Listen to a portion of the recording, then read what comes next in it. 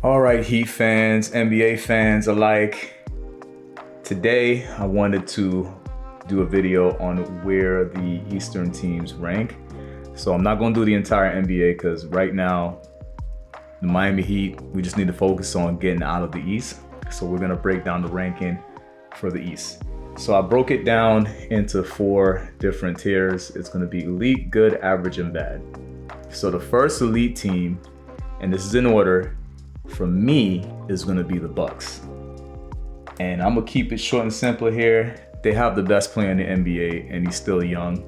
So that's why I'm going to go ahead and put them number 1. Again, best player in the NBA. And also we want to, think about the previous season. They really lost that series to the Celtics because they didn't have Chris Middleton. The number 2 elite team is going to be the Boston Celtics. Now, technically, I could have said, hey, maybe I put Miami here because, again, the Celtics, I'm not saying they're not good. They're very good. They're definitely an elite team. But again, they got away with one because, we didn't have Tyler Hero and they got to the finals. But at the end of the day, it's a really well-coached team, and I got mad respect for the Celtics, despite, them kind of being our rivals in a sense. They're our Eastern rivals. And, I'm gonna have them right behind the Bucks as a number 2 elite team. I mean, some people may say maybe you put them as number 1 because they got to the finals, but not gonna put an asterisk or anything, but we know what it is. Everybody knows. So they're the number 2 team, let's just put them right behind the Bucks. The number 3 team, I'm gonna go ahead and put the Miami Heat. This is the Heat channel. I'm not being biased. The reason why I'm putting us here is because we were the former number 1 seed. Yes, we lost to the Celtics, but again, we didn't have Tyler Hero. So, I don't want to say injuries are an excuse, but, it is what it is. Now, the first team I'm going to put in good, because I only think there's 3 elite teams. First team I'm going to put in good is the Raptors. And I think some people will argue that maybe I should put the Sixers here, or maybe the Sixers belong in the elite, but let's just focus on the Raptors for now. The reason why I'm putting them here is because I believe Scotty Barnes is going to be a really good 2-way player, and they also have good veterans like Fred VanVleet and Pascal Siakam.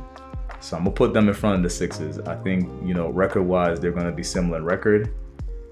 The next team is obviously going to be the 76ers. Again, some people are probably going to cry and say they belong in front of Miami, and they'll probably use the same excuse I'm using versus the Celtics, which is, they probably would have beat the Heat if maybe Joel Embiid was healthy, but Joel Embiid is almost never healthy, so that's not a legit excuse for you guys. It's not like Tyler Hero has like a crazy injury history, but for Joel Embiid, he's usually hurt. I mean, he came into the league, he had the foot injury.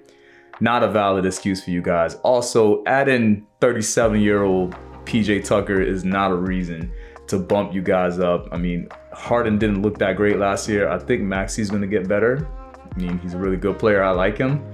But I still feel like y'all gonna be in the good tier. I don't see you guys in the elite tier. No disrespect.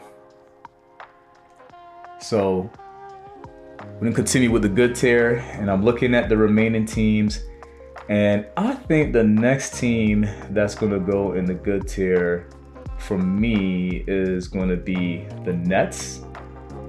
And I'm gonna put the Nets here, assuming that Kevin Durant doesn't get traded, which I can't see how he gets traded because I feel like the asking price is gonna be ridiculous.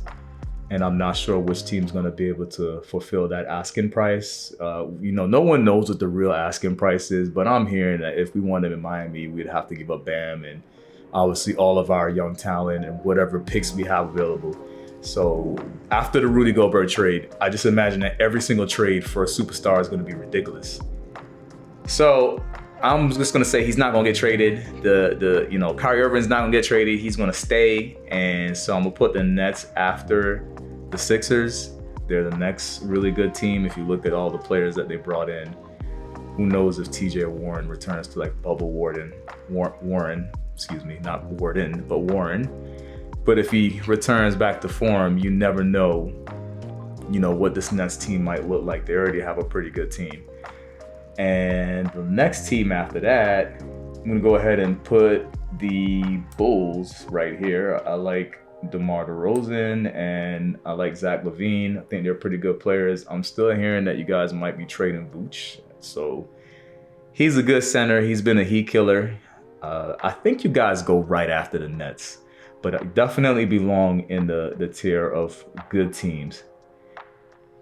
I'm also going to put the Cavs right behind the Bulls because I feel like the Cavs were pretty good last year, despite the fact that they're young. And also, I like Evan Mobley. I think he's a good big. And then also, you guys got the big that you guys got from Brooklyn. He's pretty good too, Jared Allen. So, and not only him, you got, 2 point guards and Colin Sexton, assuming that he plays for you guys. I know there's a whole contract situation. I'm not sure if that got resolved yet. But you also got Darius Garland, who's pretty good. So I'm going to put you guys as the last of the good teams. So now we're going to go into the average team. So the very first average team is going to be either between the Hawks and the Knicks. So I'm going to put the Knicks first, even though I'm not a fan of Julius Randle. But RJ Barrett's probably going to be a pretty good former Duke player. Like the very short list of them in Ingram and Zion and Kyrie Irving. He's going to be a pretty good player. I think he's going to improve. And obviously you got your little short point guard that you got from Dallas. He's a really good player, but he's small. So I don't really know how he's going to elevate you guys to a good team. So I'm going to have you guys at average, which means somewhere between 7th and play-in team. So you guys are going to be the first of the average playing, the average teams, and maybe a play-in team in the future. We'll see, or maybe a 6th seed, 7th seed. Next team, it's going to be the Hawks.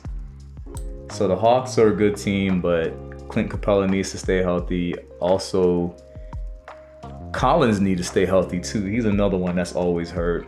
And you guys have, decent guys like Herter and one of the Icks, Bogdan, I think it is. You got one of the Icks, so he's pretty good. And then you also got Murray, but I really don't think that DeJounte is that good. We'll see when the season starts, but I think he's somewhat overrated. And Trae Young is tiny. So that's my knock on you guys. So you guys are an average team. Again, 6th seed, a play-in team, somewhere around there. Next team that's good is going to be the Hornets, or not good, average. It's going to be the Hornets. The Hornets, y'all got LaMelo Ball. Y'all got too much drama going on, and Michael Jordan's doing the draft picks, and everybody thinks that Michael Jordan's not a good GM, so it's like known. He's a great player, it's average GM, bad GM, whatever you want to call it, but you only got LaMelo Ball, so you guys going to be average based on, just maybe off of the strength of LaMelo Ball being really good. Now we're going to start with the bad teams. So I'm going to put 4 bad teams. The first of the good bad teams, in my opinion, is going to be the Pacers. They still got Tyrese, the player they got from the Kings. He's a good player. You still got Miles Turner. Your draft pick from this year, he looks like he's going to be a nice little 2-way player. Next team, I'm going to go ahead and put the Magic here. You guys got Pablo. You got your draft pick Jalen from last year, Jalen Suggs. He's pretty good. And then you got Mo Bamba. So I think you guys are going to be right behind the Pacers. And the next pick is going to be the Pistons. You guys got some good young players, and obviously you traded away one of your veterans in the offseason in Grant, so I'm not really expecting much from you guys. You guys are still growing as a team, so you guys are going to be bad. And the Wizards are going to be bad. I wish there was a way Bradley Beal could have came to Miami, but he's going to waste his time with the Wizards, and I guess he's going to be mentoring the youth, because I don't see how the Wizards are not the worst team in the East this upcoming season. I think they still got Kyle Kuzma, but I don't even care who they still got on that squad. I think they got Kristaps. I wouldn't be surprised if all the good players are injured by like December. So I would have the Wizards come in dead last. So here's my short recap. We got 3 elite teams. We got, 5 good teams, 3 average teams, and 4 bad teams. I know some people are going to be mad where I put the Miami Heat. It's not about being a homer. And there's some internal Heat fans who are just, unhappy with their lives. And, just really caught up on this Kevin Durant and Donovan Mitchell trade not happening and crying about how we didn't do anything in the offseason, even though we retained Victor Oladipo and retained Caleb Martin, which I think was a good move. I don't know. You guys are just unhappy, so you guys are saying that we're going to be the 6th seed and we're not going to be good this year, and you guys are just very depressing. But I'd love to see where everybody else ranks all the teams in the East. I'll see if I could add this tier maker website to the descriptions of the video, but this is my list and I want to see you guys' list. So go ahead and, if you're seeing this somewhere like Facebook, go ahead and show your list, show us what you think, where these teams, who's bad, who's good, who's elite. Thanks for watching the video, guys.